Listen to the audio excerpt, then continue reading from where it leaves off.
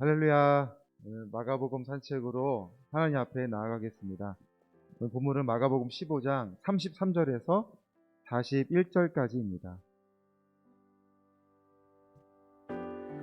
같이 읽겠습니다. 제6시가 되매 온 땅에 어둠이 임하여 제9시까지 계속하더니 제9시에 예수께서 크게 소리 지르시되 엘리 엘리 라마 사막다니 하시니 이를 번역하면 나의 하나님 나의 하나님 어찌하여 나를 버리셨나이까 하는 뜻이라. 곁에 섰던 자 중 어떤 이들이 듣고 이르되 보라 엘리야를 부른다 하고 한 사람이 달려가서 해면에 신 포도주를 적시어 갈대에 깨어 마시게 하고 이르되 가만두라 엘리야가 와서 그를 내려주나 보자 하더라.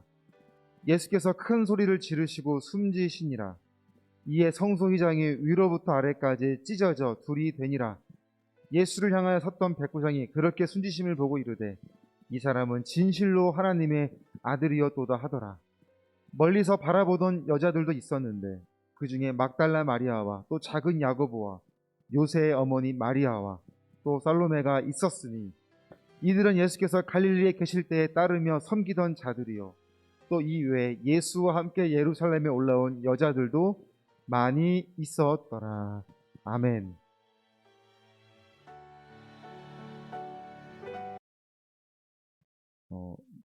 오전 9시부터 십자가에 달리신 예수님은 오후 3시까지 십자가에 달려 계시다가 죽으셨습니다.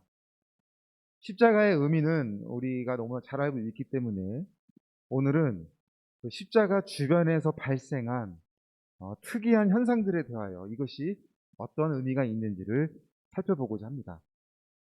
사복음서를 보면 크게 4가지의 상황이 있었다는 것을 보게 되는데요. 첫 번째 상황은 바로 어둠이 온 땅에 임했다라고 이야기를 합니다. 오늘 본문 33절을 보면 이렇게 시작을 하죠. 제6시가 되매 온 땅에 어둠이 이하여 제9시까지 계속하더니라고 합니다. 여기서 제6시는 우리 이 시간으로 12시, 낮 12시를 이야기하고 제9시는 오후 3시를 의미하게 되는 거죠. 두 번째 상황은 성소의 휘장이 위로부터 아래까지 찢어져 불이 된 것입니다. 그리고 세 번째는 지진과 무덤이 열렸고요. 네 번째는 죽은 성도들이 살아났다고 이야기를 합니다. 이 4가지의 상황 중에 오늘 마가복음은 어둠과 성소의 휘장이 찢어짐에 대한 이야기를 하고 있고요. 오늘 우리는 특별히 어둠에 대한 의미를 한번 나눠보고자 합니다. 어둠이 3시간 동안 지속되었던 것에 대하여 다양한 해석이 있어요. 이 어둠의 의미에 대하여 해석하는 것에. 그래서 저는 오늘 그 가운데 2가지 관점에서 이 어둠의 의미를 나눠보고자 합니다. 첫째, 이 어둠은 초자연적인 현상이었습니다. 33절을 보면 온 땅에 어둠이 임하여 라고 하였습니다. 이 온 땅이라는 것이 전 세계를 말하는 것인지 아니면 예루살렘을 말하는 것인지 정확하지는 않지만 어제 오늘처럼 오늘은 비가 안 오니까 어제처럼 비가 많이 오거나 태풍이 부는 날씨가 아닌 이상 태양이 뜨는 뜨거운 이 한낮에 아무 이유도 없이 세상이 어두워졌다는 것을 과학적으로 설명할 수가 없다는 거죠. 그래서 어느 주석가는 이것을 기적의 어두움이라고 말을 하기도 합니다. 그것이 첫 번째 초자연적인 현상의 의미입니다. 그리고 둘째는 이 어둠을 사람들이 경험한 강력한 사실이었다는 거예요. 34절을 보면 이렇게 말합니다. 제9시에 예수께서 크게 소리 지르시되 엘리 엘리 라마 사박다니 하시니 하나님 이를 번역하니 하면 나의 하나님 나의 하나님 어찌하여 나를 버리셨나이까 하는 뜻이라 라고 이야기를 하죠. 예수께서 크게 소리를 지르신 거예요. 몇 시에 질렀다고 하시냐면 제9시에 라고 하였습니다.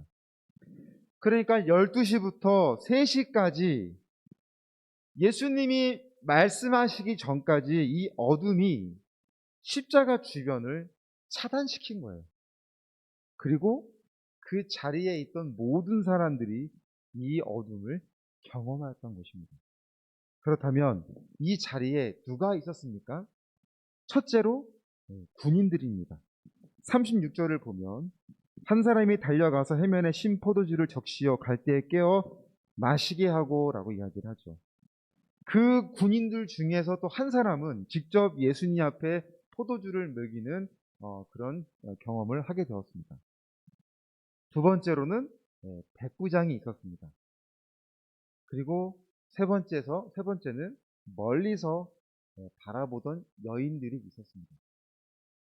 예수님이 매달리신 이 십자가를 중심으로 어둠이 임한 이 초자연적인 현상과 성사의 휘장이 찢어지는 이 초자연적인 현상을 그 자리에 있던 누구나 다 경험한 사실에 대하여 또는 차후에 이것을 전해 들은 사람이었던지 간에 또한 목숨을 걸고 믿음을 지키고 있는 성도들이나 그리고 믿음으로 오늘을 살고 있는 우리들이나 모두가 고백해야 하는 이 사실은, 그리고 고백할 수밖에 없는 사실은 백부장을 통하여 증거하게 하셨잖아요. 39절을 보겠습니다. 예수를 향하여 섰던 백부장이 그렇게 숨주심을 보고 이르되 이 사람은 진실로 하나님의 아들이었도다 하더라 라고 고백합니다. 그러니까 오늘 우리가 고백해야 할 것은 예수님은 하나님의 아들이신 거죠. 그리고 예수님은 우리의 구원자가 되십니다. 그러나 똑같이 경험한다고 해서 누구나 믿는 것은 아니에요. 똑같이 보고 있다고 해서 모두가 같은 생각을 가지는 것이 아닙니다. 같은 말씀을 듣고 같은 말씀을 읽고 있다고 해도 모두가 같은 행동을 하는 것은 아닌 것입니다. 어둠을 경험한 사람들에게 공통적으로 나타나는 행동이 한 가지가 있습니다. 그것은 뭐냐면 바로 보다입니다. 보는 것, 모두가 똑같은 것을 경험한 거예요. 그런데 이 똑같이 본 것에 대하여 모두가 똑같은 반응을 보인 것이 아니라는 것입니다. 36절 후반을 볼까요? 본문 36절을 보면 후반에 가만두라 엘리야가 와서 그를 내려주나 보자 하더라. 군인들은 지금 무엇을 보고 있는 것입니까? 39절을 보겠습니다. 예수를 향하여 섰던 백부장이라고 하죠. 예수를 향하여 섰다라는 이 표현은 뭐냐면 예수님을 정면으로 바라보고 있다는 의미예요. 예수님의 맞은편에 서서 모든 과정을 백부장이 보고 있던 것입니다. 예수님의 옆이나 십자가의 뒤에서 본 것이 아니라 정면에서 예수님을 바라보고 있어요. 비록 그는 믿음의 고백을 하는 것처럼 보이나 그것의 강력한 동기는 심히 두려워했기 때문이었습니다. 그렇다면 백부장은 왜 심히 두려워했던 것일까요? 40절을 보겠습니다. 멀리서 바라보는 여자들도 있었는데, 멀리서 바라본다는 의미가 우리가 볼 때는 멀리서 본 것처럼 보이는데 이 멀리서 바라봤다는 의미를 41절에서 해석해주고 있어요. 41절을 한번 보겠습니다. 시작, 같이 읽어볼게요. 이들은 예수께서 갈릴리에 계실 때에 따르며 섬기던 자들이요 또 이 외에 예수와 함께 예루살렘에 올라온 여자들도 많이 있었더라. 그러니까 예수님의 부활을 이들이 가장 먼저 경험하게 됐잖아요. 그러니까 이것은 우연이 아닌 그들이 어떠한 믿음으로 바라보고 있었는지를 설명해 주고 있는 것입니다. 그들은 언제나 주님을 바라보았으며 따르고 예수님과 함께 했던 사람들이었습니다. 사랑하는 여러분, 너무 지나쳐서 문제가 되는 것이 기복신앙입니다. 이런 기복적인 신앙을 가지게 되는 것은 너무나 많은 위험성이 많지만 기적은, 우리가 그토록 바라는 기적은 하나님의 특별하신 간섭을 경험하는 사실이죠. 따라서 예수님의 이 십자가 주위에서 일어나는 이런 기적들의 현상은 예수님이 혼자 지금 버려지신 것이 아니라 성부, 성자, 성령 삼위일체 하나님이 함께하고 계시며 구속사역을 같이 이루고 계신다는 것을 우리에게 설명해 주고 있는 것입니다. 그러나 그것을 보면서도 어떤 이들은 무심히 흘려보내고 있었고 어떤 이들은 지금 이것이 하나님의 간섭하심을 깨닫고 있는 것입니다. 예수를 십자가에 못 박은 그 자리에 있었던 백부장이 모든 상황을 정면으로 지켜보며 그는 본능적으로 두려움을 느낀 거예요. 무엇을 느꼈습니까? 자신이 한 일에 대한 죄책감에 대한, 이 죄의 문제에 대한 심한 두려움을 느꼈기에 그는 그런 고백을 내뱉게 된 것입니다. 그러나 우리는 그러한 마음으로 믿음의 고백을 하는 것이 아니라 예수님의 십자가를 삶의 중심으로 삼고 하나님의 간섭하심을 친히 경험하고 깨닫는 가운데 그러한 삶을 살아가는 가운데 오늘 우리의 입술로 고백되어지는 것은 주님 그리스도시요 살아계신 하나님의 아들이십니다라는 그런 믿음의 고백이 되어야 하는 것입니다. 사랑하는 우리 여러분, 우리의 믿음이 정말 그렇게 보는 것에 깨닫고 그 깨닫는 것으로 하여금 삶에서 나타내어지는 가운데 삶으로 고백되어지는 믿음이 되길 바랍니다. 입술로 고백되어지는 신앙 고백이 아닌 정말로 삶의 변화가 있는 그런 믿음의 고백이, 그런 기적과 같은 삶의 연속이 저와 여러분의 삶 가운데 충만하길 원합니다. 아멘. 우리 잠깐 이 시간 기도하시길 원합니다. 우리 첫 번째 기도를 할 것은 우리 호스피스 하나들을 위해서 기도해 주시겠습니다. 영육간의 고통으로부터 평안함을 허락하실 수 있도록 성도들에겐 천국의 확신과 불신자에겐 구원의 수용과 호스피스 병동에 하나님이 보호하심이 임하도록, 또 상담 전화도 받았는데 지금도 메트로 병원에 예배가 있지요라는, 그래서 환자를 소개했다고 하는 전화도 받았어요. 안 된다고 얘기했죠. 안타까워하면서 또 다른 곳을 알아보겠다고 하는 그런 소식도 들었습니다.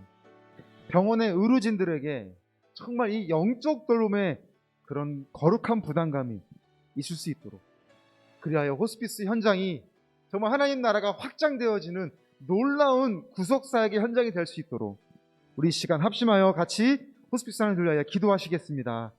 사랑의 하나님 감사합니다. 오늘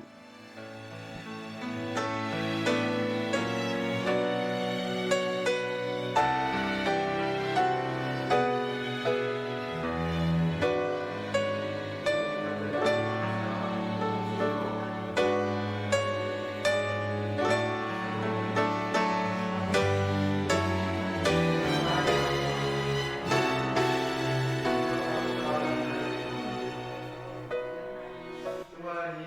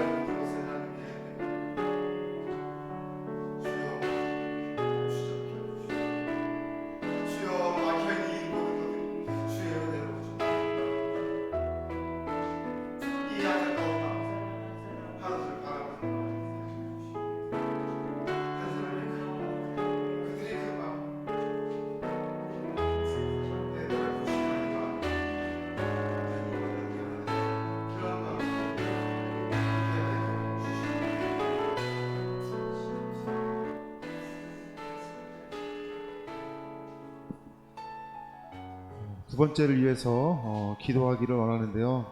지금 우리 45기 호스피스 교육이 이제 어느덧 마무리를 이제 해 가는 가운데 있습니다.